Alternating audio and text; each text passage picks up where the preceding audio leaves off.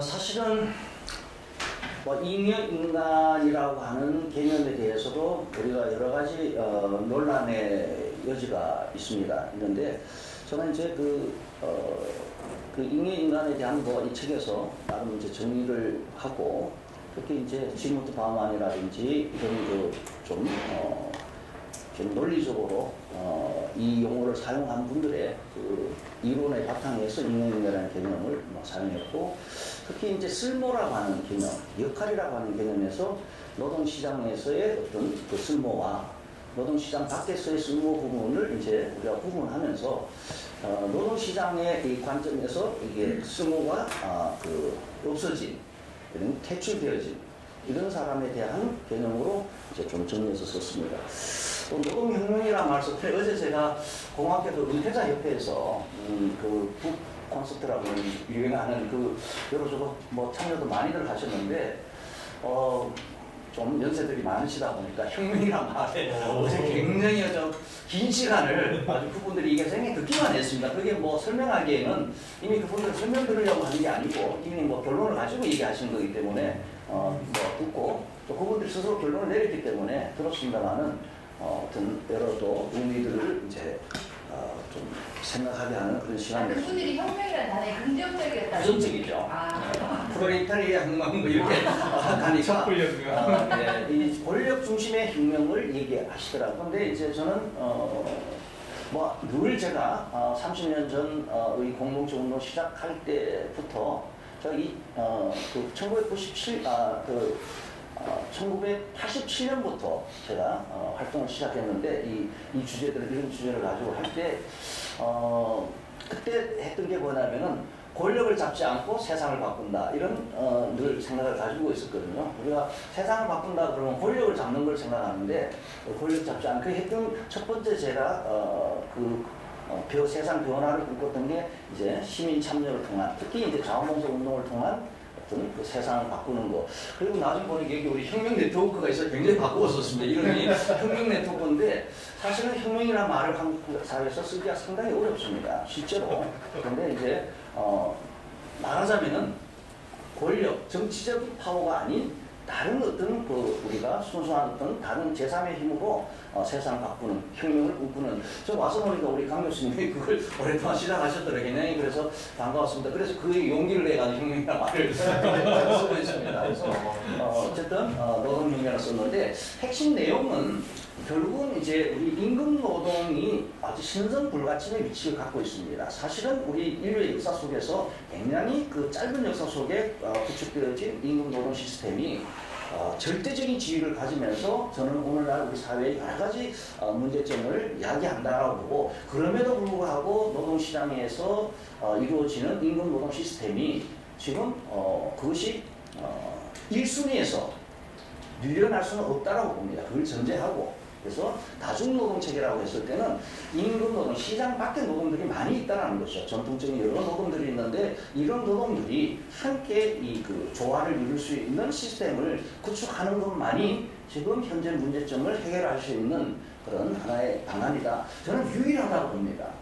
지금 이미 임금노동 시스템은 그 시효를 다 했고 절대적 지위를 가지기에는 지금 이미 위기 상태가 왔다라고 보고 그랬을 때 우리 사회의 안정을 위해서는 이런 또 변화하는 구조를 갖기 위해서는 다중노동 체계를 가져야 된다라고 생각해서 이제 특히 이제 저는 공동체 노동에 대해서 좀 깊은 생각을 좀 가져왔습니다. 그래서 그 부분을 좀 말씀드리고 평생 현역 사회라고 하는 것은 조금 이게 정치적 용어가 되겠습니다만은 젊은 세대와 그리고 이 나이 많은 이 노년 세대가 역할 분담 체계를 가질 필요가 있다라고 보는 겁니다. 왜냐하면은 우리가 노년의 역사와 또 그 사회적인 제도 발전을 본다라면은 분명히 세대 간 역할 분담 체계가 존재했습니다. 했는데 그것이 이제 점점점 흐려지면서 우리가 고령 사회를 맞게 됐는데 지금 그것이 흐려져 가는 구조라고 하더라도 지금 이 사회에서는 지금 분명히 좀 이런 점을 좀 나누어 볼 필요가 있다 해서 강점 중심의 세대 간 역할 재구성이라고 하는 이런 부분을 제가 제안을 하고 사실 이걸 실현해 보기 위해 가지고 제가 우연한 기회에 대한노인의 사무총장을 맡게 그래서 학교하고 그 겸직을 했습니다. 저희 대학하고 업무협정을 맺어서 우리 대학에서 저를 렌트해 주는 형식으로 그래서 거기서 저에게 주는 그 사무총장의 급여 이 수당을 저희 대학의 발전기금으로 내고 저는 그 받지 않고 뭐 활동비는 조금 이렇게 보조를 받았습니다만은 급여 형편은 대학으로 내게 하고 제가 학교 수업을 하면서 병행을 해서 여러 활동을 했습니다. 거기에서 이제 했던 게 뭐냐면은 이제 노인들의 역할을 재구성해 보려고 하는 그 시도를 했던 겁니다. 마침 뭐 얘기가 좀 이건 예상이 없던 내용인데 그 돌아가신 분인데 안필준 장군이라고 알려진 보안사령관을 했던 분이 계십니다. 그 550 때 그분이 일본에 건너가서 사회복지를 전공하고 와서 복지부 장관도 하고 그리고 대한노인의 회장이 된 거예요. 근데 그분이 서점에 갔다가 제 책을 본 겁니다. 그래서 이 사람을 좀 불러라 해서 어떤 분이 중간에서 연락해서 제가 만났는데 저는 회장을 만날 때 숨이 탁 막힌 줄 알았어요. 그 어르신들 조직인데다가 들어갔을 때 그 분위기가 이게 막 숨이 탁 막히더라고요. 왜 불렀을까? 어른이 부르니까 오긴 왔는데 그래서 그때 저한테 얘기한 게 당신 책을 보고 여러 책을 봤는데 가장 논리적이고 이론이 있는 책이다. 나머지는 뭐 무슨 얘기 하는지 모르겠더라. 그래서 당신은 책을 썼으니까 이 책임을 지고 이 노인 조직을 좀 변화시켜달라. 그 변화가 뭐냐면 자원봉사를 할 수 있도록 좀 조직화해달라 해서 저한테 자원봉사 조직위원장을 좀 맡아달라는 거예요. 그래서 그걸 했다고 대답을 해놓고 아주 제가 부담스러워서 너무 관료적이고 이게 막 군인들 조직이에요.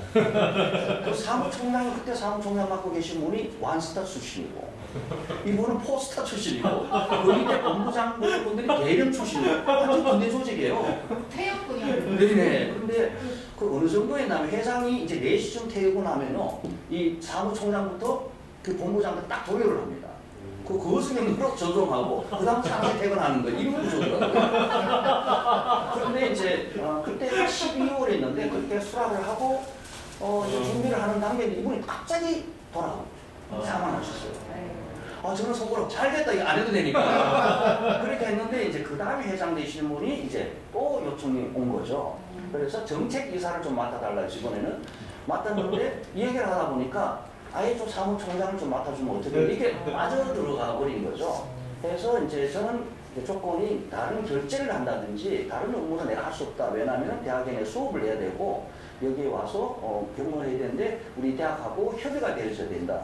그래서 또 국립대학인 만큼 또 공무원신문으로서 해야 될 절차를 얘기를 했더니 그래서 이제 그 급여 부분을 제가 받으면 안 되니까요. 이중도 받으면 안 돼서 그러면은 그 비용을 대학에 발전기금으로 내고 저를 렌트를 해라 해서 수업 없는 날 여기 와서 제가 수업을 9시간 수업을 다 했습니다. 다 하고 굉장히 힘들었는데 그래서 다른 수업은 안 하고 일을 안 하고 그 교육하고 조직하는 일 그래서 그 일만 했는데 그래서 이제 부총장을 대신 한 명 두기로 하고 제가 제도 그 부총장을 그래서 2명을 둬서 행정부총장 또 운영부총장 이렇게 2분을 두고 저는 그분들이 다 결제하고 회장님하고 일하고 저는 타이틀만 총장 가지고 그런 대한노인 법을 제정하는 일 그리고 이제 그 노인들을 조직하는 일, 자원봉사 조직. 그래서 노인 자원봉사 클럽을 제도를 제안해서 한 5,000개 정도 조직을 했습니다. 전국에. 그래서 그 일을 제가 이제 한 3년간 업무를 수행하고 그래서 내세웠던 게 뭐냐면은 부양받는 노인에서 책임지는 노인으로 그래서 더 이상 이제 이 노인 세대가 이 거대 집단, 이 인구 집단이 되면서 젊은 세대에게 부양만 받아서는 이 지탱할 수가 없다. 그래서 노인들의 의식부터 바꾸자. 3가지 바뀌어야 됩니다. 우선 법과 제도가 혁명적인 변화가 없으면은 이 고령사회들이 대응이 안 됩니다. 지금 안 되고 있죠. 두 번째, 국민의 의식이 바뀌어야 되고, 그리고 노인들의 의식이 바뀌어야 됩니다. 그래서 저는 우선은 법제도 바꾸는 것이 2차적인 거고, 1차적으로는 노인들의 의식을 바꾸는 일에 제가 전력을 좀 다해서 주로 강의를 했습니다. 주로 전국 다니면서 부양받는 노인에서 책임지는 노인으로 하고, 그리고 이제 정부에 좀 지원을 받아서 전국 노인 클럽을 조직해서 한 5,000개 조직을 해서 운영하도록 했는데 어쨌든 그게 그때 제가 제소했던 게 뭐냐 평생 현역 사회라고 하는 개념이었습니다. 그래서 이번 다시 한번 써봤습니다. 이 책을 한 두 가지로 그냥 이 책을 조금 압축하자면은 뭐 굉장히 많은 이슈를 좀 사실 제기를 했습니다. 논란거리도 많으라고 보는데 저는 논란이 많이 되고 뭐 제가 공격을 많이 받고 피곤해졌으면 좋겠는데 뭐 어떻게 될지 모르겠습니다. 사실 이 책에 앞 전 단계라고 할 수 있는 새로운 공동체 영역 제4섹터라고 하는 책을 쓰면서 그때도 그게 이슈 파이팅 되고 굉장히 논란이 많이 일어날 것이고 그렇게 되면은 저는 공격을 받게 되고 제가 수정해야 될 부분이 많이 생길 거라고 보고 서문에다가 밝혔습니다. 그 책에다가 그래서 수정하게 되면은 수정을 원한다. 수정하게 되면 공동저자로 이름 넣어드리겠다. 자 문제 제기해서 이 책이 내 책이 아니고 이건 시작에 불과하고 공동저자를 하고 있는데 딱 두 분만 연락 왔어요. 윤리 선생님 한 분하고 고등학교 그리고 현장에 있는 분인데 그분들은 또 뭐 반대 비판이기보다는 지지적인 의견만 와서 이거는 그러고 끝나버린 거예요. 너무 안타까웠어요. 왜냐하면 굉장히 이게 좀 담론이 형성되고 토론이 되고 하면은 저는 이 책을 좀 더 발전시켜 나가는 것이 중요하다고 봤는데 책 서문에 썼는데도 불구하고 그렇게 호응이 없더라고요. 책 논리가 너무 완벽했단 말일까요? 그보다는 재밌는 현상은 그 책에서 제시했던 게 뭐냐면 그때도 공동체 노동과 그리고 이제 이 임금 중심의 시장 노동 체계에서의 임금 노동에서 벗어나서 특히 이제 2080 사회 그때 당시 다보스 클럽에서 주제가 뭐였냐면은 2080 사회 다시 말하면 20%는 일하고 80%는 일이 없는 이런 고용 없는 성장을 다보스 클럽의 주제로 삼았던 그때입니다. 그때여서 이 다보스 클럽에서 이제 말하는 티치테이먼트라고 하는 이런 개념들을 이제 보면서 이 말하자면 이 80%는 이제 고용이 안 되고 80%를 어떻게 이 사람들을 지금 먹여 살리고 그리고 무엇으로 시간을 때우게 할 것이냐. 티치가 뭐냐면 그냥 이 먹거리죠. 최소한의 먹을 걸 주고 티치가 우리가 말하면 저는 찌찌라고 이렇게 했는데 전애기들 찌찌처럼 이 정도 수준의 어떤 먹거리를 주고 다음에 엔터테인먼트 그냥 소일 거를 먹고 오락거리를 줘서 이 80%를 어떻게 놀게 할 것이냐 이걸 그때 다보스 클럽에서 다룰 때였습니다. 그리고 그때가 제 책이 나올 때가 또 이 제레미 리프킨이 이 노동의 종말을 주관할 때입니다. 그러면서 제3부분에서 이 노동을 얘기할 때고 그리고 또 제 책을 출간할 때 참 제가 운이 나빴습니다. 그분들하고 거의 같은 시기에 나오다 보니까 울리백이 또 아름다운 노동이라고 번역했는데 이 책이 나와버린 거예요. 같이 나와버렸습니다. 같이 나오니까 제가 망해버린 거죠. 왜냐하면 세계적으로 유명한 분들 책이 더 팔리고 그것이 담론에 이렇게 주제가 돼버리고 제가 제안했던 것들은 사실 내용이 다를 바도 없는데 저는 그냥 죽어버린 겁니다. 역시 지금 국사는 쓸모가 없더라고요. 그래서 굉장히 마음은 아팠지만은 지금도 이제 보면서 지금도 이번 책에도 그분들의 주장했던 것을 같이 다루고 있습니다. 그분들이 다루고 있는데 아무튼 그분들이 주장한 위기는 이제 기술혁명에 초점을 두고 있는 겁니다. 그래서 4차 산업혁명이라든지 기술혁명에 초점 두고 있는데 저도 그때는 사실 기술혁명에 초점을 뒀습니다. 그리고 다보스 클럽에서 말한 그 기술혁명에 따른 4차 산업혁명에 따른 2080 벌써 그게 20년이 다 됐습니다. 그게 20년 동안 고민을 하고 그러면 저는 뭐 별로 빚을 못 받지만은 제레미 리프킨이 얘기한 이 제3부분의 노동이든지 거기 시민수당 개념이든지 또는 울리백이 얘기한 또 이 사회수당 뭐 시민수당 요즘 말 기본소득이죠. 이런 부분들을 제가 이제 20년 전 제 책에서도 기본소득을 다루었습니다. 그때도 다 기본소득이 그때는 좀 초기죠. 기본소득을 다루면서 이제 여기에 대한 대안들을 이제 논의를 했는데 그 위기는 20년이 지난 지금도 똑같습니다. 여기 하나 더 추가된 게 뭐냐면은 우리가 그때 예측하지 못하고 지금 반응하지 못한 게 뭐냐면 바로 나이혁명이라는 것입니다. 기술혁명에 대칭하는 나이혁명. 이 기술혁명은 이제 여러분 잘 아시다시피 인조인간 형태로 간다는 거죠. 지금 우리가 알고 있는 알파고나 미스터 왓슨 정도가 아니고 아예 우리 사람과 지금 비교해 본다라면은 어떤 자의식을 가진 굉장히 무서운 얘기죠. 자의식을 가진 그리고 자기 번식 능력을 가진 하나의 새로운 종으로서 인조인간의 탄생이 지금 아주 폭발적인 속도로 이렇게 진행되고 있다는 겁니다. 사실은 이제 이 며칠 전에 작고하신 호킨 박사 역시 이 부분에 대해서 굉장히 우려를 많이 했던 대표적인 인물입니다.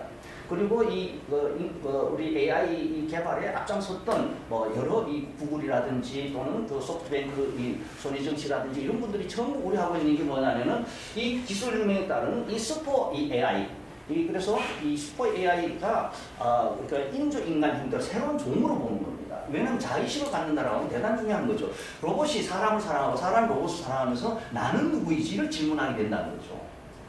이게 무서운 얘기죠. 나는 누구인지 로봇이 너희들은 인권을 주장하는데 나는 무엇이지? 내가 왜 너희 말을 따라야 되지? 뭐 이런 자의식 이런 거 자기 번식 있는 거 이미 자기 복제뿐만 아니라 지금 뭐 자기 치료를 뭐 스스로 합니다. 지금 이미 단계에서도 이런 인조인간 그리고 우리가 약한 좀 뒤집어져 나오네. 이상하네. 이게 화살이 원래 이렇지 않았는데 어쨌든 인조인간 약한 AI도 미스터 왓슨 정도 뭐 이 알파고 수준만 해도 지금 알파고도 지금 이미 그 한물간 아주 수준 낮은 이 AI에 불과하게 돼 있거든요. 그보다 훨씬 뛰어난 것들이 이제 이미 나와서 이제 인간 사회에 지금 지금 들어서 와 있는데 여기에 하나 더 본다라면은 이제 나이 혁명. 나이 혁명이라고 하는 것은 지금 뭐냐 노화의 속도가 생물학적인 이 노화의 속도가 연대기적 나이와 일치되지 않는다는 거예요. 우리가 알고 있는 상식과. 다시 말하면 노화 속도가 느려져서 옛날에 70하고 지금 70하고는 다르다는 거예요.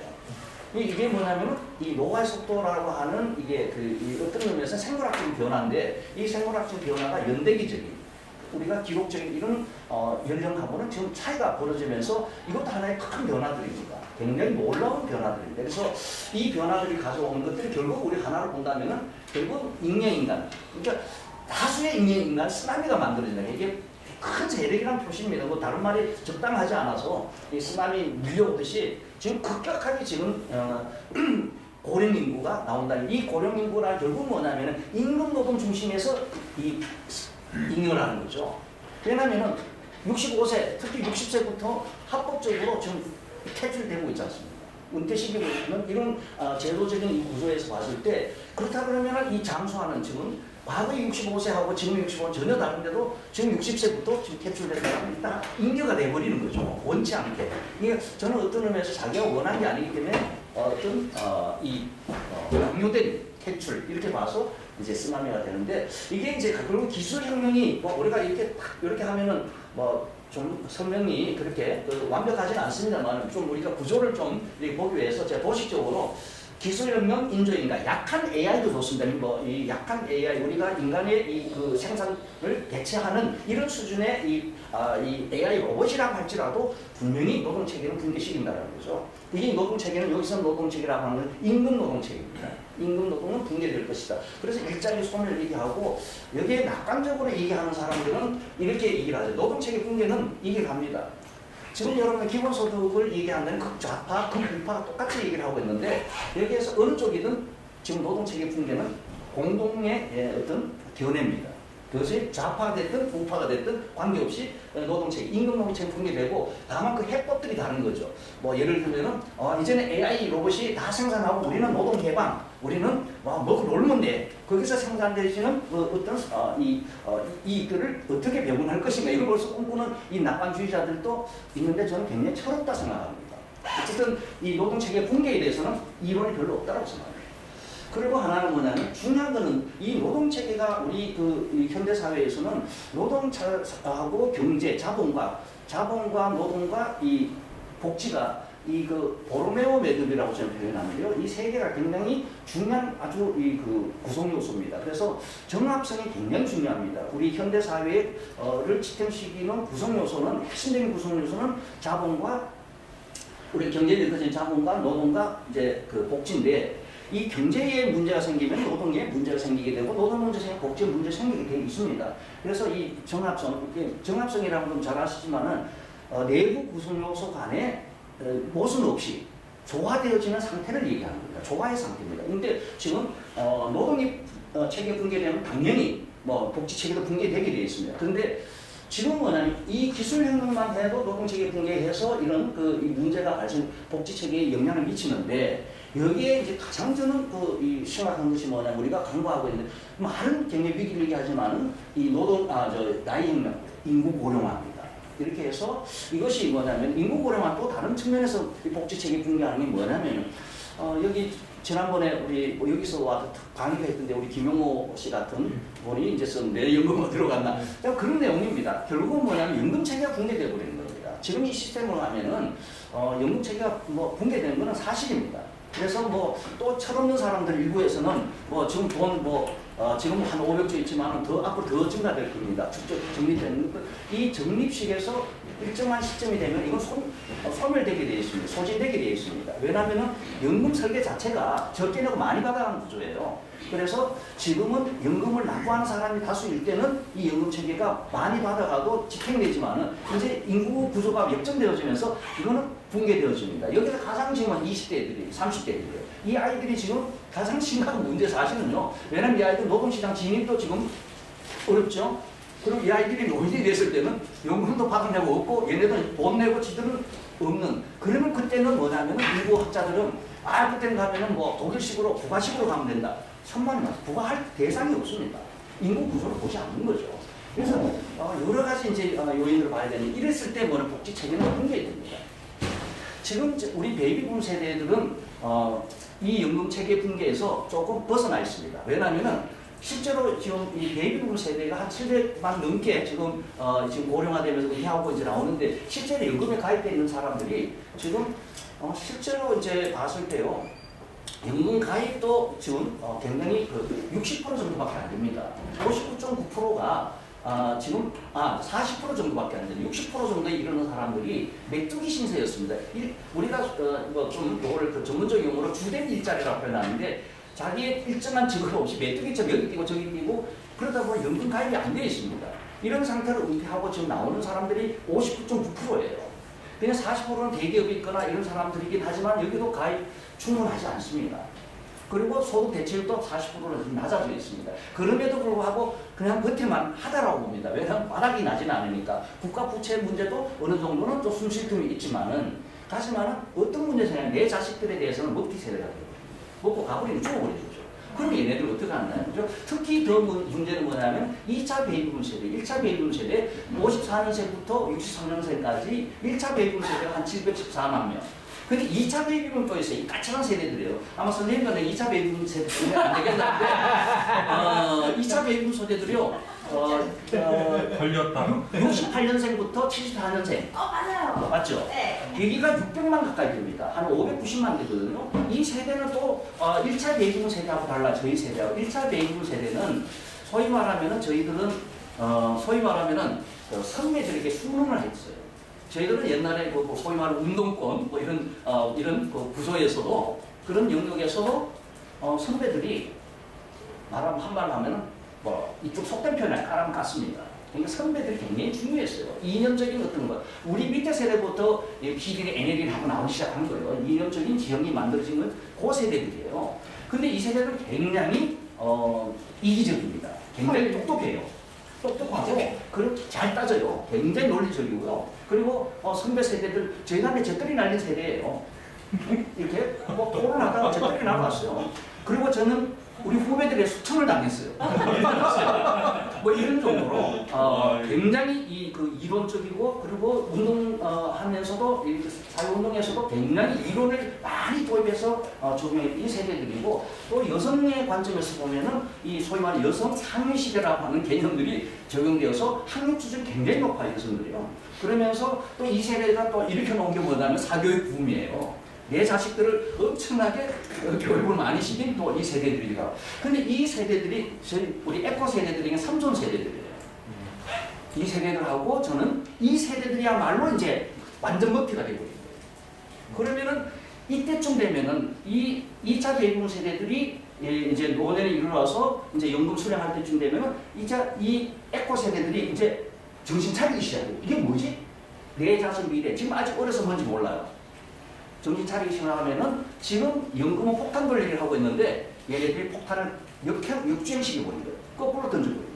바다가 뒤로 돌리는 게 아니고 우세대가 아니고 우리는 못하겠다 해서 엄청난 어떤 문제가 야기되는 게 제가 봤을 때 2차 베이비붐 세대하고 지금 우리 에코 세대 그래요. 우리 자식 세대 20대 30대인데 저는 이렇게 얘기를 하면 우리 베이비붐 1차 베이비붐 세대 우리가 중지하지 않으면 대전쟁이 일어난다.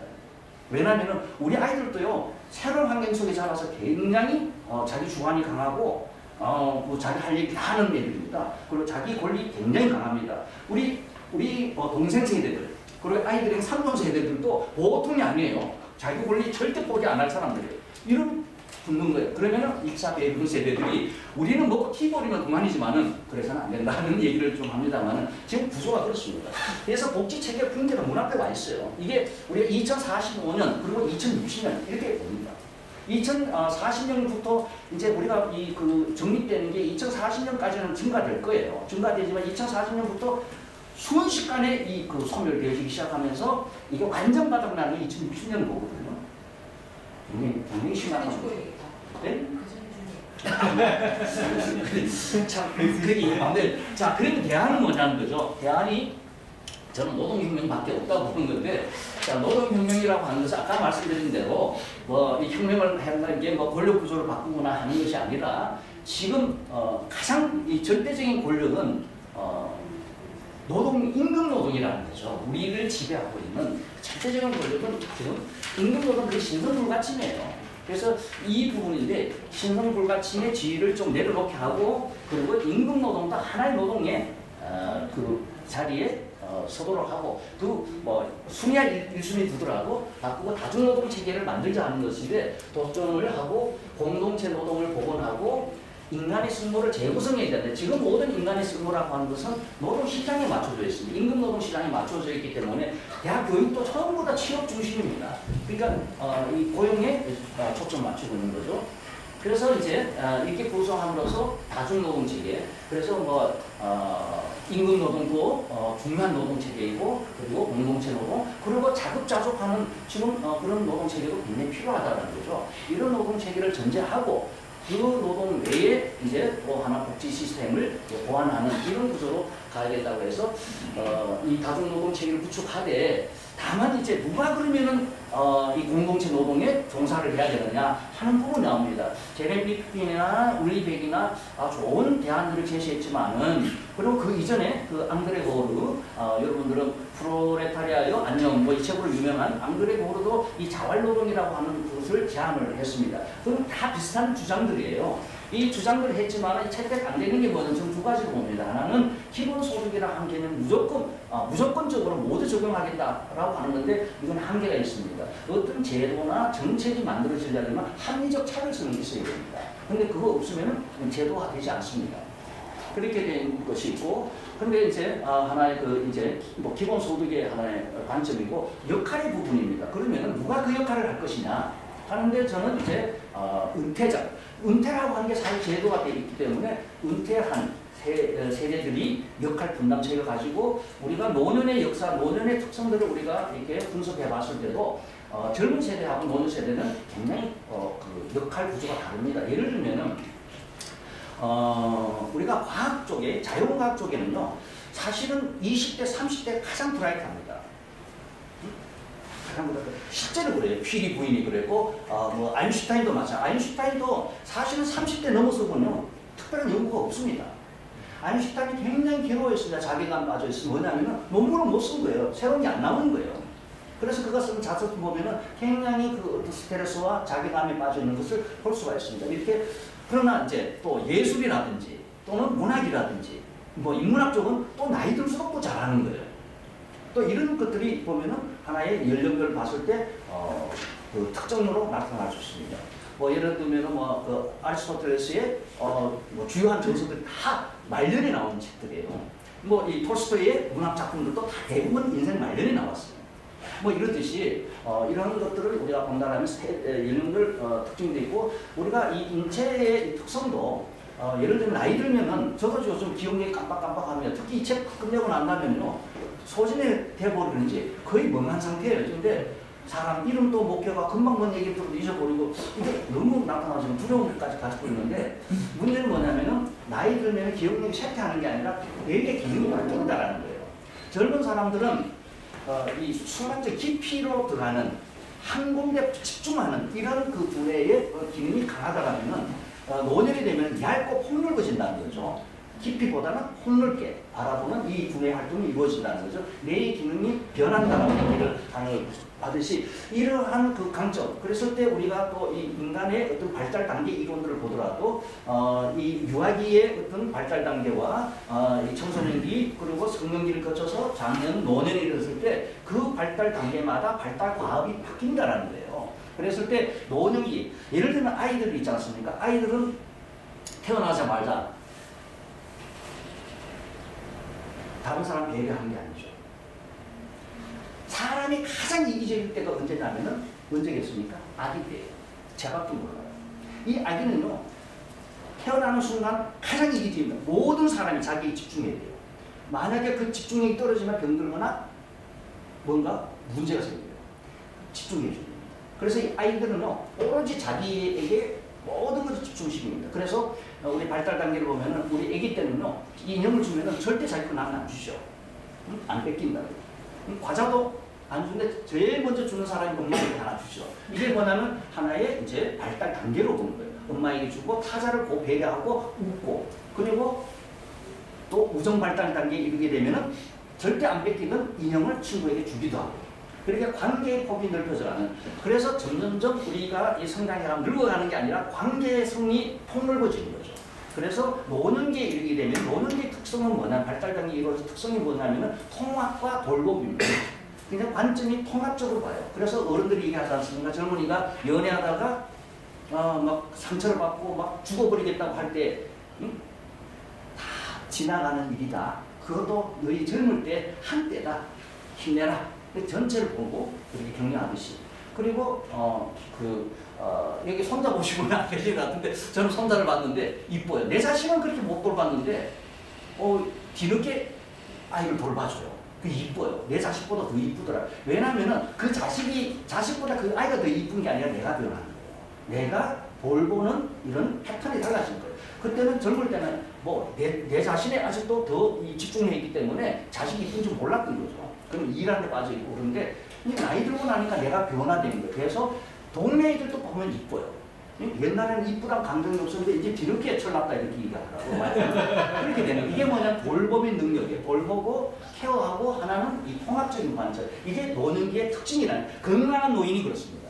근데 노인 중에서도 건강하지 못한 분들은 자기밖에 모르는 분은 그분은요, 아무리 뭐 과거의 경력이 화려하고 또 지금 뭐 많은 걸 가지고 있다 하더라도 그분은 병든 분이에요. 노인으로서의 발달 과학을 수행하지 못하고 있는 거죠. 예를 들면 이제 그런 것들을 본다면은 이제 그런 특성을 살려서 뭐냐면 우리가 다중노동 체계를 갖고 세대 간 역할 분담 체계를 구성하고 세대 간 역할을 나눠서 이제 이 사회적인 합의가 이루어진다라면은 그래서 젊은 세대는 좀 너무 도식적이지만은 젊은 세대들은 경쟁력이 있습니다. 그리고 열정이 있습니다. 그래서 시장 경제 체제를 좀 유지 발전시키고 이제 거기서 은퇴한 분들은 이제 이 공동체를 유지 발전시키는. 그래서 제가 책 말미에는 청년들이 우파하라, 노년이 되면 좌파하라 이렇게 쓴 건 공동체 유지 발전시키는 이 노력들이 이제 역할 분담 체계로 갔으면 좋겠다라는 겁니다. 앞에 이제 얘기 다 뭐 했습니다만 여기에 이제 또 다른 여러 가지 이슈를 제기하기 위해서 뭐 여러 가지 얘기를 썼습니다. 사실 뭐 책의 내용은 핵심 내용은 이것입니다. 그러나 이제 여기에서 제기되는 우리 저출산의 문제라든지 이런 것에 대한 문제 제기. 왜냐하면 관련된 부분들이기 때문에 문제 제기되었습니다. 저출산 문제도 지금 저는 이 책에서 저출산 고령사 위에 법 자체가 잘못됐습니다. 이 기본법으로 저출산 고령사 기본법을 두 개를 묶은 자체가 아니고 이게 참 넌센스예요. 이게 뭐냐면 사람을 착각하게 만들어요. 저출산과 고령사 전혀 관계없는 거예요. 그런데도 불구하고 법을 만드는데 이것도 쇼를 한 거예요. 무식한 국회의원들이. 이 법 제정을 했는데 제가 대한민국의 사무총장 맡고 딱 이 법을 보니 법책에 문제가 있어요.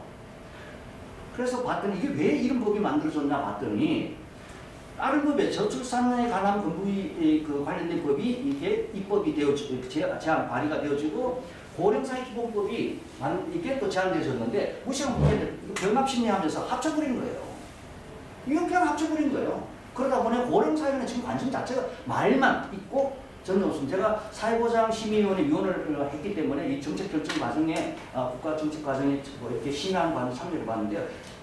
빈 깡통이에요. 저출산에 이제 가 있는데 지금 이걸 엮어놓는데 첫째 문제가 있고 그리고 이제 저출산에도 또 고령사를 엮어놓음으로써 저출산 문제에도 지금 혼란을 주고 있는 거예요. 그래서 저는 법을 분리시켜야 되고 그 다음에 저출산과 관련된 위원회를 없애야 돼요. 젊은이들이 이 아이 낳으라고 그걸 자꾸 졸라대는 그걸 회유하는 이런 위원회 자체가 넌센스예요. 그래서 이제 그런 부분에 대해서도 이제 얘기를 했고 삶의 질의 문제입니다. 삶의 질의 문제고 저희 아이도 지금 뭐 독일로 취업이 돼서 독일로 갔습니다만은 저로서는 그 아이가 좀 결혼해서 갔으면 좋겠는데 그 아이들은 생각이 달라요. 굉장히 여러 가지 얘기 나오기 때문에 뭐 그 정도로 하겠습니다만은 그러나 이제 그 아이들이 생각하는 어떤 그 삶의 패턴, 삶의 질 이런 부분들이 있는 거고 그런데 이제 우리가 이제 제가 책에서 제안하는 건 뭐냐 적정 출산율이 얼마나 정도는 우리가 계산을 해봐야 돼요. 여기 뭐냐면 단순히 경제와 관련시키지 말라는 거죠. 사실 저출산 문제하고 경제하고 관련이 없습니다. 이거는 뭐냐면 제가 뭐냐면은 이 그 거짓 상황관계라고 하는 말을 썼습니다. 허위 상황관계를 만들어서 자꾸 경제가 어려워지는 한데 관계 없습니다. 하여튼 그 부분도 제가 책에 썼기 때문에 이 얘기가 너무 또 늘어지니까 그 부분 얘기하면서 거짓 상황관계가 분명히 학자들도 지금 거짓을 하고 있는 거예요. 상황관계 없습니다. 그런 부분하고 이게 저출산의 문제에서 적정한 것은 뭐냐면 이게 어떤 변수를 뭘 도입해야 되냐면 삶의 질의 부분입니다. 삶의 질을 도입했을 때 우리나라의 적정한 출산율은요 지금보다 그렇게 높지 않아요. 우리나라에 왜냐하면 지금 우리나라 인구 밀도가 얼마입니까? 이 인구 밀도에 사실은 어떤 면에서 젊은이들의 자율 조절하고 있는 거예요. 삶의 환경을 좀 쾌적하기 위해서 인구 조절을 가만히 자기들이 하고 있는 거예요. 그들이 알아서 할 문제, 자기 결정권의 문제예요. 그러나 우리가 그 어떤 그 과학적인 어떤 논리로 적정 그 출산율을 계산해 봤을 때 외국에서 그렇게 제한한 그런 그 공식에 따라서 제한했을 때 제가 지금 그 숫자를 기억 못 하겠는데 1.25 정도, 이 정도 출산율이면 우리나라 적정한 출산율이라고 보는 거예요. 그런데 지금 너무 낮다고 하는데 지금 낮는 건 분명한 사실입니다. 낮지만은 그것은 젊은이들의 어떤 그 선택 문제인데 중요한 건 뭐냐면 여기서 뭐냐면 소위 인구사관이라고 하는 관점에서 이렇게 좀 인구 문제를 바라보는 그 시각이 부족하다라고 하는 것이고 하나는 뭐냐면은 아직도 우리는 맥서스의 망령에 빠져 있다는 거예요. 그래서 맥서스의 인구론에 빠져서 모든 정책이 만들어지고 통제하면 되는 줄 알고 있는 거예요. 이런 것들이 정책 위반자들의 뇌 속에 이제 박혀 있는 거예요. 그래서 올 2월 달에 김동연 총리가 중요한 말을 두 가지를 했습니다. 하나는 저출산 정책 실패했다. 선언해버렸어요. 실패했죠. 또 하나 실패해서 며칠 전에 했죠. 지난 10년 동안 21개의 이 청년 일자리 정책을 했지만 다 실패했다. 실패할 수밖에 없는 거예요. 왜냐하면 앞에 저출산 문제로 실패할 수밖에 없어요. 그걸 어느 정부의 탓을 할 수가 없어요. 실패할 수밖에 없는 걸 붙들고 있는 거예요. 그 때문에. 청년들의 이 일자리 창출이 불가능한 얘기예요. 그걸 붙들고 있는 거예요. 표 때문에. 이 정치인들이 뭐 어느 정부 할 것 없이 지금 10년 동안 그렇게 해오고 이 정부를 그냥 따라가고 있는 거예요. 어떤 의미에서는 좀 풀어줄 필요가 있어요. 그 불가능한 얘기다. 이렇게 참 정부를 줘야 되면 그 관성을 계속 가서 돈 갖다 뽑아봐야 효과는 없다라는 거죠. 어쨌든 이제 그런 부분들이 이제 되는데 그런 얘기들을 또 좀 하고 또 하나 제가 이제 또 질문을 제가 던졌던 것은 아직도 노동 개방이 필요한가 하는 이런 부분을 던졌고 자본주의의 붕괴를 얘기하는데 자본주의는 결코 붕괴되지 않는다고 저는 선언했습니다. 그것이 왜냐? 귀하의 탐욕과 나의 탐욕이 지금 제거되지 않는 한 자본주의는 불멸의 존재가 될 것이다. 그 부분을 제가 다루었습니다. 그래서 그러면서 우리는 어떻게 이 탐욕의 부분을 좀 조절해낼 수가 있는가 하는 부분들인데 실제로 우리가 모든 정치제가 이 책을 하면 사실은 무슨 짓을 했는가 이런 생각이 들더라고요. 내가 무슨 짓을 했지 지금? 이 되지도 않을 얘기를 내가 왜 하고 있지? 그리고 책을 써놓으면 책임을 져야 되니까 여기저기 얘기를 해야 되는데 내가 뭔 얘기를 할 수 있지? 왜냐면요, 저는 정책이라고 하는 부분에 있을 때는 한 세 가지, 저도 정책 부분을 공부를 한 입장에서 정책을 바라보는데 한 세 가지가 우리 아이들하고 얘기하는 게 있습니다. 하나는 아까 말씀드린 정합성 부분이에요. 정합성. 뭐냐면은 어떤 정책의 구성 요소 간에 이 상호 모순 충돌 없이 조화되어지는 것인데 지금 우리 정책들 보세요. 지금 정부 정책, 현 정부도 마찬가지, 다른 정부도 마찬가지였습니다만 정부들 오는 거 정책 하나하나 보면 참 좋아요. 지금 뭐 최저임금제도 올려야죠. 당연합니다. 노동시간 줄여야겠죠. 뭐 또 여러 정책들이 있죠. 청년들 일자리 정책 좋죠. 다 좋은데 저는 이렇게 얘기합니다. 눈 그려놓으면 참 예뻐요. 정말 이보다 더 아름다울 수 없는 눈이에요. 코도 그려놨는데 굉장히 최고의 그 아름다움을 가진 코예요. 완벽해요. 그리고 입도 그려놨는데 보면은 아주 완벽하고 최고의 입을 그렸어요. 근데 합쳐놓으면 기억나요. 기억력을.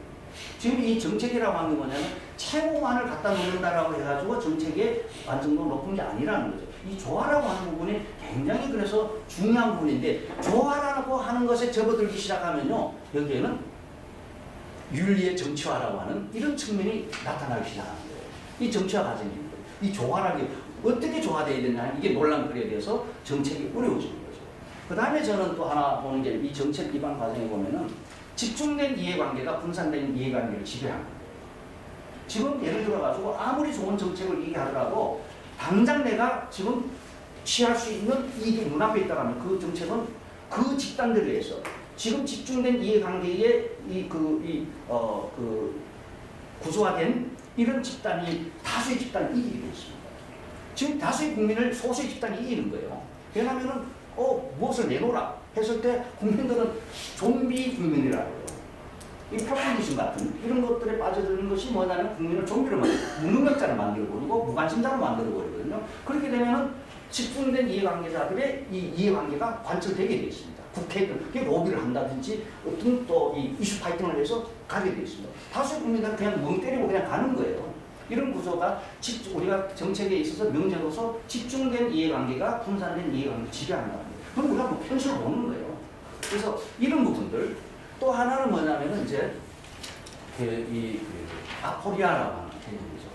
그래서 뭐 쉽게 말하면은 우리가 어떤 문제 해결점을 찾았다고 하지만 그 자체가 문제 시작이 됩니다.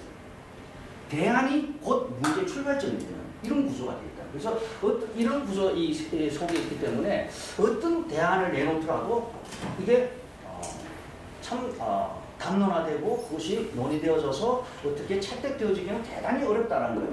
그래서 우리가 역사를 보면은 어떤 제도사라든지 어떤 그 사회복지 발달사라든지 뭐 이런 정책의 어떤 그 역사적 과정들을 보면요. 수십 년이 걸립니다. 수십 년 하루아침에 되는 그게 없습니다.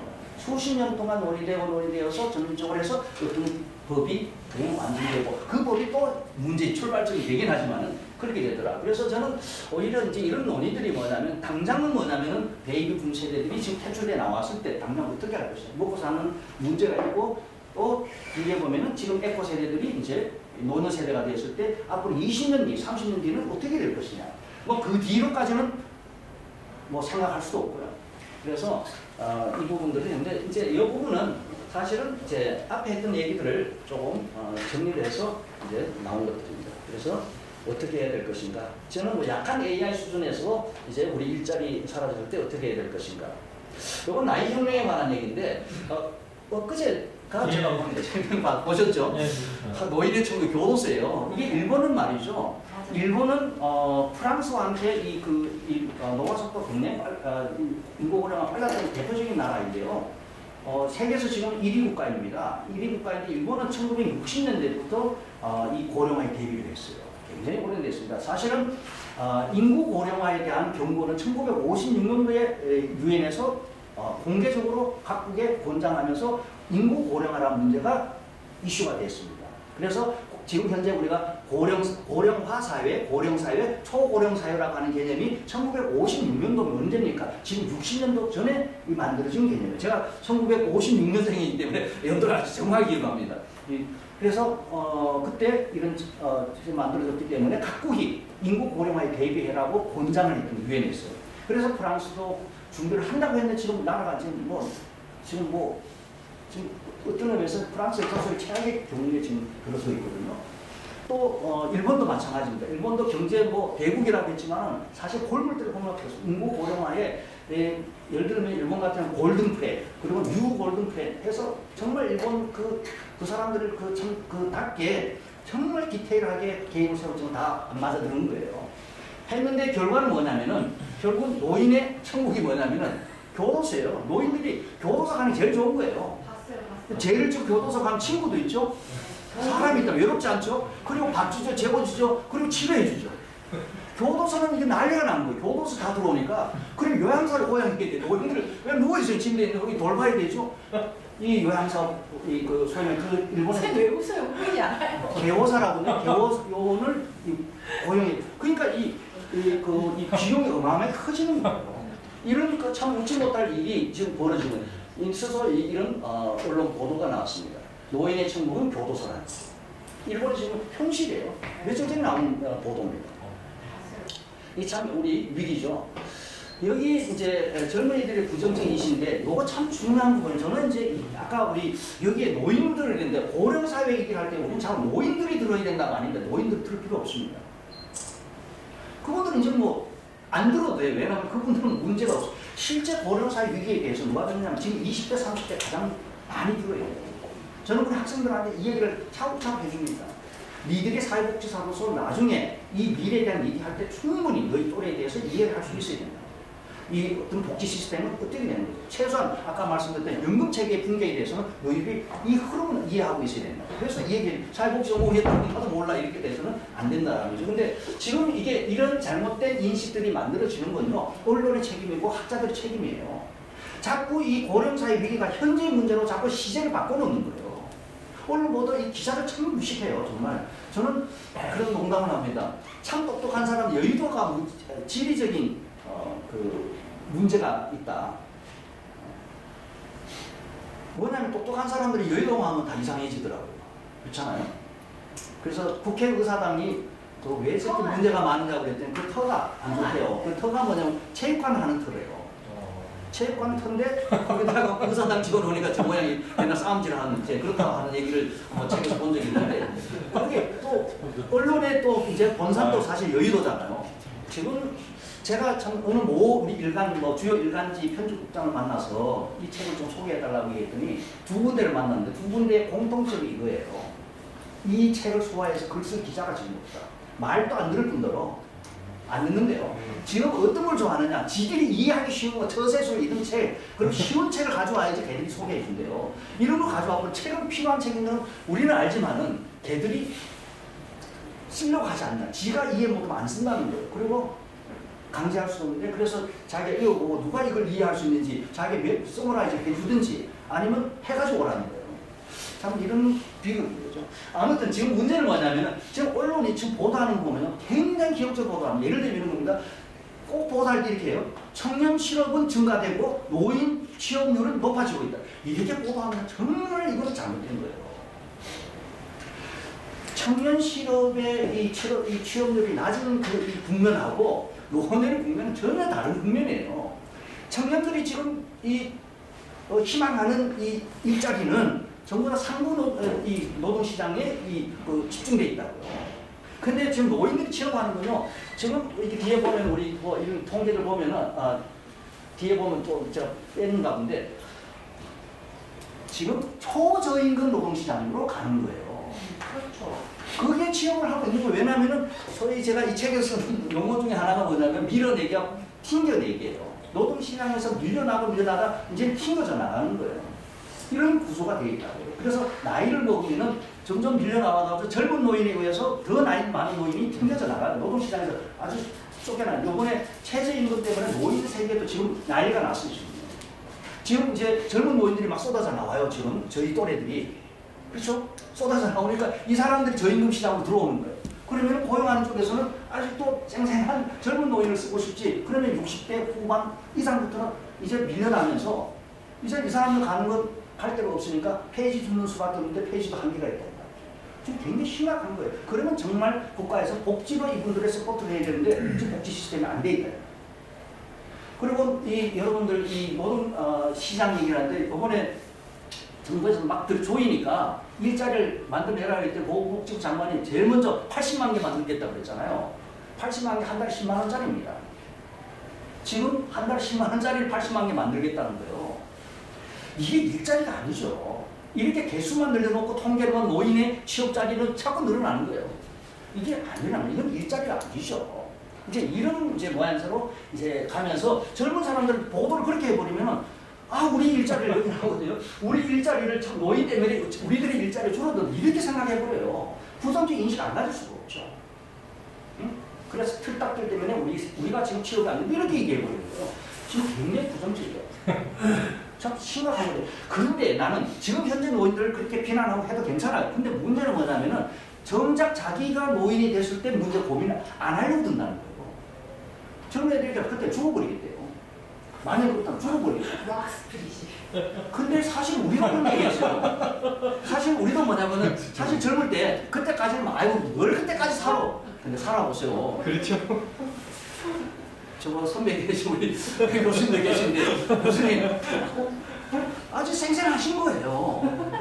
저도 60 넘어서서 환갑 지나고 했지만은 그때까지 뭐 40대 만 좀 살고 한 50좀 살다 죽지 뭘 그렇게 오래 그렇지 않아요. 네. 그렇지 않다고. 본인들도 지금 젊은 애들 이 길에 봤어요 했더니 죽어버리겠대요. 그렇게 해결되는 이게 뭐냐면 부정적 인식에 노후에 대한 자기 계획이 없는 거예요. 제가 일본 그 젊은이들 보고요. 지금 일본 젊은이들 제가 한 10년 전에 일본 젊은이들 우리가 그 국제 어떤 교수들 모이면서 우리가 이걸 할 때 일본 젊은이들을 봤을 때 가장 우리가 위험하게 봤던 게 뭐냐면은 학교 졸업하고 이후에 30대 이후에 대한 희망이 전혀 없더라고요. 통계도 그렇게 나왔어요. 모르는 거예요. 지금 현재만 있고 그냥 미래가 없는 거예요. 그러다 보니까 우리나라 그때 제가 이제 일본이 막 이제 위기에서 빠져나올 때예요. 그럴 때인데 아주 일본 교수들이 아주 그때가 언제냐면 막 우리 광우병 때문에 막 대응하고 이럴 때예요. 이 얘기를 하는 거예요. 그 너나라 애들은 왜 그렇게 과대망상에 빠져 있냐? 지네들이 세계 중심에 있는 줄 알아요. 그 호주 교수가 얘기를 했어요. 우리나라도 소고기 팔지만 미국 소고기를 먹으면 왜 머리에 이렇게 숨숨 난다고 얘기하느냐. 정말 너희들 웃긴다. 니들은 자동차 팔아먹으면서 왜 남의 나라 누군가 이렇게 하냐. 뭐 그런 논란이 생기면서 일본 교수가 때리는 말리는 신념일 때 일본 교수가 한국 사람들은 과대망상에 빠졌다. 맞죠. 그래서 제가 얘기를 한 거예요. 우리 애들은 과대망상에 빠져있던 너희 애들은 인지적 우울증에 빠져있다 그랬어요. 애들이 미래 희망도 없고 그냥 우울한 거예요. 애들이. 차라리 난 우리 애들처럼 막 그때까지 오서 막 솔직히 낫다 그래서 얘기를 했어요. 아니 뭐 그렇게 찍어버렸죠. 니들보다 우리 애들이 낫다고. 예, 그런 얘기 했지만은 실제로 우리 애들이 그런 거죠. 근데 지금 문제는 뭐냐면은 그런 것들이죠. 애들이 이 노후에 대한 전혀 안 가진 부정적인 게면 우리가 어떤 정책과 제도를 못 만들어냅니다. 젊은 세대들이 합의를 해줘야 되거든요. 근데 이게 지네들이 문제예요. 근데 지금 보면은 이런 거예요. 제가 이거 이 현수막하고 깜짝 놀란 거예요. 예? 이건 좀 한 몇 년 전에 이게 나온 건데 초고령화 시대의 젊은이들이 불쌍하다고 하는데 실제로는요 불쌍한 건요 지들이에요. 나는 그래서 이 젊은이들 보고 그래요. 고령화 사회 젊은이들이 불쌍하다고 볼 때 그걸 보면서 내가 노인이 되면은 내 자식들이 불쌍하다 이렇게 해석해야 된다. 실제 그런 거예요. 지금 아까도 말씀드렸습니다만은 이 시기가 참 중요합니다. 고령사회 위기는 지금 20대 30대들이 재앙 수준으로 가고 지금부터 시작일 뿐이에요. 지금부터 시작이라는 거예요. 그럴 때 우리는 10년, 20년, 30년을 두고 제도, 정책을 바꿔나가는 이해관계가 복잡하고 하기 때문에 지금 하루아침에 되는 게 없다라는 거죠. 그래서 지금도 계속 논의가 이루어져야 되는데 이 젊은이들이 이런 논의에 참여를 해줘야 되는데 전혀 자기의 문제가 아니라고. 좀 안타까운 측면이죠. 그래서 저는 이제 다니면서 이게 어제 이 인태자 협회에 가서도 어르신들이 아니고 어르신들이 해야 할 일이 있다. 뭐 공동체 노동, 혁명 이런 거 질문하지 마시고 요것만 딱 하고 자식들에게 찾아올 때 이걸 가르쳐요. 야, 고령사의 문제는 내 문제가 아니고 니네들 문제라 그러더라. 정신 차려라. 나한테 저기 선물 가져올 생각하지 말고 예? 내한테 다달이 그거 필요 없다. 니네들 준비해라. 이렇게 좀 가르치시라고 이 얘기를 하는데 잘 될지 모르겠어요. 자, 일단 이 복지국가 아까 얘기한 정합성 결합 이 그림으로 보면 이런 거죠. 제가 이런 지금 현재 구명정이 지금 이게 이런 정책이 지금 이루어지고 있다는 만화를 한번 써봤습니다. 지금 이런 것들이죠. 지금 현재는 우리가 정책이 뭐냐면 노동중심적 복지국가를 우리가 추구하고 있는데 지금 복지에서 노동으로 근데 노동한 일자리 없어요. 근데 노동에서 다시 복지로 돌아갈 수가 없어요. 왜?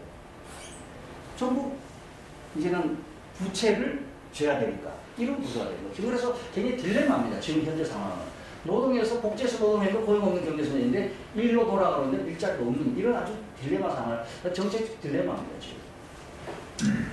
뭐 이건 뭐 쭉 했던 얘기들을 이제 대한모색해서 아까 아프리아 얘기도 했습니다만은 이 신분불가침의 임금 노동을 어떻게 좀 그 절대적 지위에서 내려놓을 것인가 하는 것이고, 시장 밖의 노동, 과연 임금 노동만이 노동인가 하는 우리가 질문을 해야 된다는 것이죠. 그래서 지금 이 소위 저는 이제 제가 썼던 책에서 좀 즐겨 썼던 게 모든 것을 매개하는 탐욕, 플레오네치아라고 하는 개념을 쓰는데요.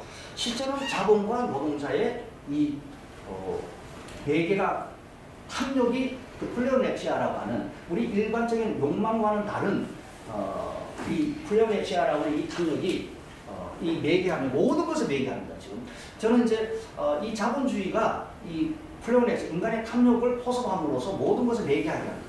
그러면은 지금 뭐냐 민주와 자본이라고 하는 민주주의와 자본주의 이건 함께 이렇게 매개될 수가 없는 사실 불륜 관계죠. 그런데 지금 불륜이 이루어지고 있는 거예요.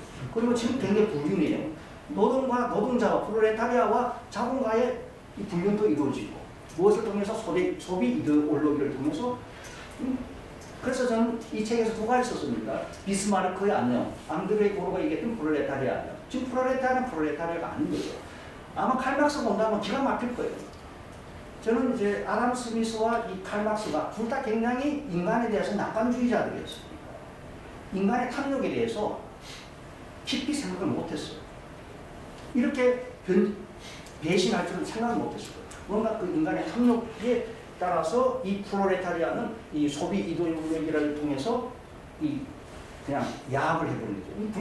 불륜 관계예요, 말하자면. 이런 불륜들이 이루어지는데, 과연 이제 그러면서 이제 이 노동은 하나의 신화가 되고 있다라고 하는 것은 굉장히 우리가 주의 깊게 봐야 할 부분들입니다. 그래서 시장 밖에서의 노동이 지금 우리가 논의되는데 아까 말씀드렸던 이제 앙드레 고르나 제레미 리프트 올리베 저도 뭐 하나 이름 한번 넣어봤습니다.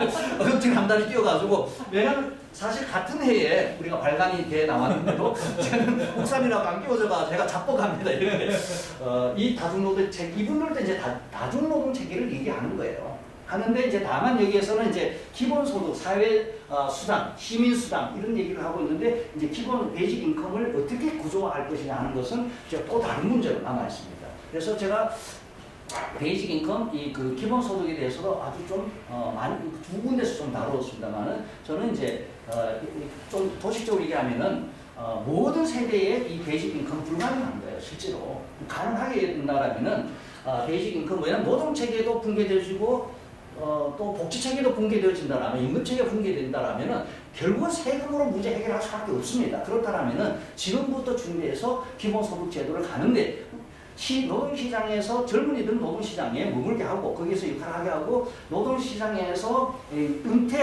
은퇴 시민들에게 대해서는 최소한 이 정기 노인들에 대해서는 이러한 제한적 기본소득 제도를 통해서 공동체 노동을 하게 하는 겁니다. 여기서 이제 공동체 노동을 제가 얘기하는 건 뭐냐면은 예를 들면 과거에 우리 전통사회 오랜 역사 동안에 우리 공동체가 수행해온 노동들이 있습니다. 시장에서 하나씩 빨아들였습니다. 제가 빨아들였다는 표현을 쓰는데 하나씩 전부 상품화해버린 거예요.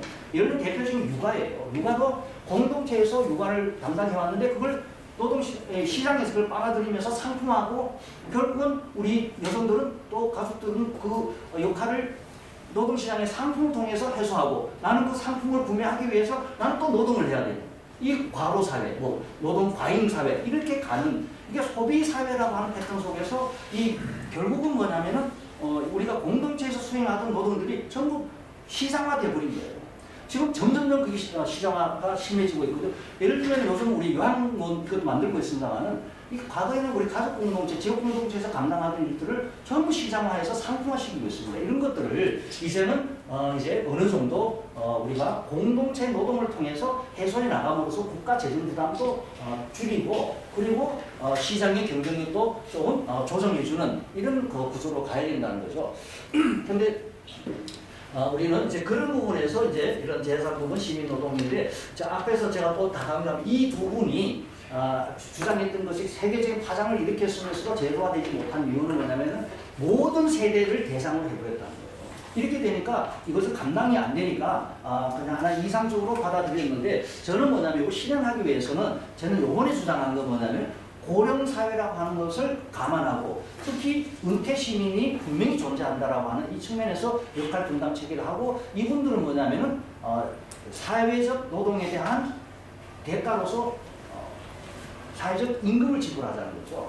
그래서 이제 이 기본소득에 이제 합리적 차별이 이루어져야 된다 이렇게 얘기를 하고, 그렇게 하기 위해 또 기본소득 제도가 도입되려면 이거는 개헌 문제를 얘기하고 있습니다. 저는 헌법 제32조 2항 같은 경우 삭제하거나 개정을 해야 됩니다. 왜냐하면 근로의 권리는 임금노동의 권리거든요. 그거는 맞습니다. 우리는 먹고 살아야 되니까. 그런데 임금노동에 어떤 의무가 있단 말이에요.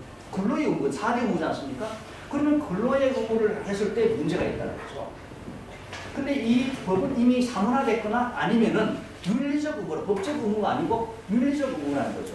이 헌법이라고 하는 것이 갖고 있는 그 특성에 봤을 때 하위 법률로서 그것이 뒷받침되어서 강제화되어야 되는데 지금 안 되지 않습니까? 윤리적 의무로 남았다는 거죠. 그래서 이걸 근로의 의무가 아니고 노동의 의무로 가야 되는 거예요. 노동의 의무인데, 자, 여기에서 우리가 또 일부 이 진보 진영에서 얘기하는 근로는 우파의 의무고 노동은 좌파, 이것도 참 유치한 발상이에요. 그렇지 않고 근로라고 하는 건 임금 노동을 얘기하는 거예요. 그럴 때 우리는 뭐냐, 더 폭넓은, 그래서 임금 노동뿐만 아니고 비시장에서 자급자족하는 노동이라든지 또는 공동체 노동, 이것이 뭐냐면은 저는 이 노동 개념에는 내 자신의 복리와 타자의 복리를 위해서 일할 의무가 있다는 거예요. 이게 바로 근로의 의무의 정신인데, 그게 윤리적 의무거든요. 그런데 그거와 관계없이 가면 안 된다. 그래서 이걸 개정함으로써 기본소득의 논의에 물꼬를 터줄 수가 있다는 거죠. 그걸 고정하지 않으면 헌법에서 지금 제한해놓고 있는 거예요. 왜냐하면 본인이나 타자의 복리에 기여하지 않은 자에게 국가에서 의무를 부여했는데 의무를 다하지 않은 자에게 국가에서 뭔 책무를 받는다는 문제가 있다는 거예요. 왜냐하면 기본소득을 주장할 때 가장 얘기하는 이 사회의 이론이 됐다는 자체가 기여하는 것이다. 아니라는 거예요. 최소한 헌법 정신에서 얘기하는 타자의 기여, 본인의 복리에 대해서 기여를 해줘야 돼요. 그래서 공동체 노동이라고 하는 개념을 자신에 대한 기여 및 타자에 대한 기여를 폭넓게 적용해서 자기 스스로 자기 결정권을 가지고 스스로 선택하는 어떤 의미에서 자기 선택권을 보장하고, 그래서 이런 노동이 폭을 넓혀줘야 된다는 것도 논의를 같이 하고 있습니다. 그래서 다중노동 체계를 이렇게 할 때 이렇게, 그래서 시간이 너무 많이 써가지고, 근데 여기도 이제 제가 하나 이게 요번에 다뤘던 게 뭐냐면 선물 경제라고 하는 개념을 다시 다룬 겁니다. 사실 우리 인류의 역사에서 가장 오래된 경제관념은 선물 경제입니다. 기프트 에코노미라고 이렇게 하는데, 지금 우리 이제 문명사적인 관점에서 본다라면은 여기 제로물결이라는 제가 붙인 이름입니다만은 지금 우리가 1물결, 2물결, 3물결을 이야기를 하고 있습니다만은 지금 탈경제 시대 제4물결 얘기를 지금 논의해야 하는 그런 시점입니다. 근데 제가 이제 자원봉사 분야 최초의 책을 쓴 게 책 제목이 제4물결입니다. 1990년대 초반에 그때 한참 누구죠? 제3물결 토플러가 제3물결 히트할 때 저는 제4물결을 얘기했는데, 사실은 제4물결이라는 용어를, 이 물결이라는 개념을 쓴 사람은 허드슨 경제연구소의 소장이었던 칸 박사, 썰물진 경우 칸 박사가 이걸 제안했는데, 1974년도에 플로리다에서 열렸던 그 상공인력 컨퍼런스에서 보고서를 제출했던 보고서 제목이 제4물결이었어요. 굉장히 오래됐죠. 엘비 토플러보다 훨씬 이전입니다. 원조는 이 칸 박사인데 토플러가 약을 잘 팔아가지고 세계적인 스타가 되었죠. 원조보다 항상 약 잘 파는 사람이 스타가 되죠.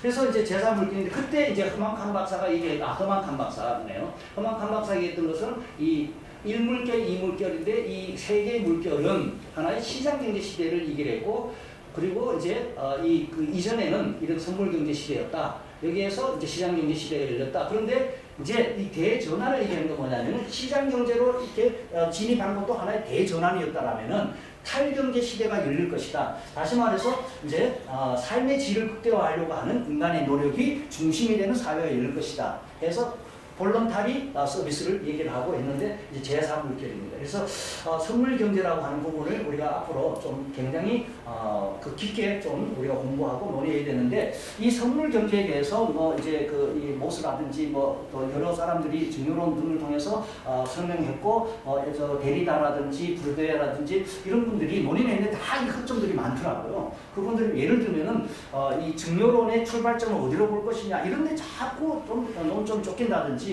또는 이 그 순환 구조에 대해서 굉장히 그 좁은 부분에 매몰돼서 그 논의를 진전시키지 못하는 걸 볼 수 있는데 요번에 그 게리다나 또는 그 이 브르디웨나 모스의 이 이론들을 좀 제 나름대로 비평을 하고 거기에 대해서 더 본질적인 부분이 무엇이다라고 하는 부분을 좀 이야기를 좀 이 책에서 좀 시도를 했습니다. 그래서 선물 경제라는 부분을 했고 아까 이 부분은 논의했던 부분들입니다. 그래서 아까 했던 내용들을 좀 이것도 뭐냐면은 이제 생애 주기를 이제 이것도 오래된 제가 자료입니다만은 다시 한번 보면은 지금 우리 인생 지금 고령화가 되어지면서 잠수 인간이 됐죠. 이렇게 되면서 우리는 이 나이 혁명에 따라서 인생에 있었을 때 두 개의 이 변곡점을 갖는다는 거죠. 그래서 제1 시장 인노동 중심의 일 영역이 있다라면은 또 두 번째 영역에서는 이 공동체 노동 중심으로 가야 된다. 요거는 이제 제가 그 전에 썼던 한 18년 전에 썼던 책에서 다룬 내용들이 이 내용들 생애 주기를 재설계해야 된다 이렇게 했던 그때 부분들. 그래서 두 개의 정점을 갖는다 해서 그 1차 인생 현역에서는 경제적인 뭐 이런 역할 그리고 이 영역에서는 사회적인 관계 추구에서 공동체 영역을 과거에 했던 걸 한번 또 했습니다. 그래서 이걸 이제 한번 제가 도표로 이렇게 보면 요약해 보면 이렇게 이제 좀 임금 노동의 독점 체계를 해체하고 강정중 중심의 세대간 역할을 재분할하고 이 선물 경제를 회복시키고 기본소득제 도입, 생애주기 재설계 이렇게 하면서 결국은 이제 시장 인노동과 공동체 노동의 조화를 통해서 평생협력 사회라고 하는 조금 다소 추상적이고 또 그 어떤 의미에서는 좀 현실에서 좀 떨어졌다 비판받을 수 있긴 하지만은 저는 이렇게 얘기했습니다. 다른 대안이 있으면은 그거 가지고 얘기를 하자는 거예요. 그래서 지금 제가 이 부분을 가지고 제 능력에서는 한 20년 동안 이 고민을 해봤는데 다른 대안을 찾아보지 못했습니다. 지금 그 제레미 푸킨이든 뭐 앙드레 고르든 뭐 또는 뭐 리백이든 이들이 내놓은 그 이상으로 나온 게 없습니다.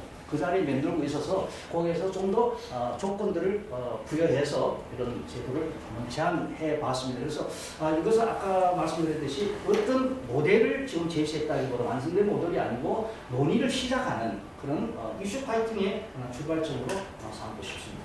내지상입니다.